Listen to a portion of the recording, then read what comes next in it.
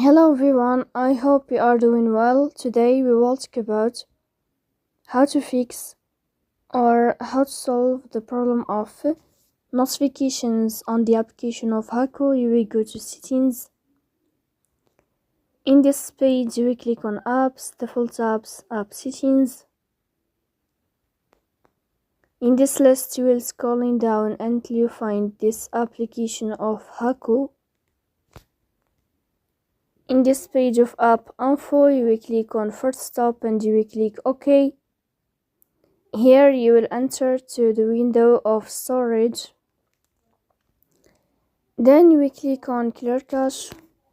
Then you will go to Play Store. You will search about the application of Hacoo.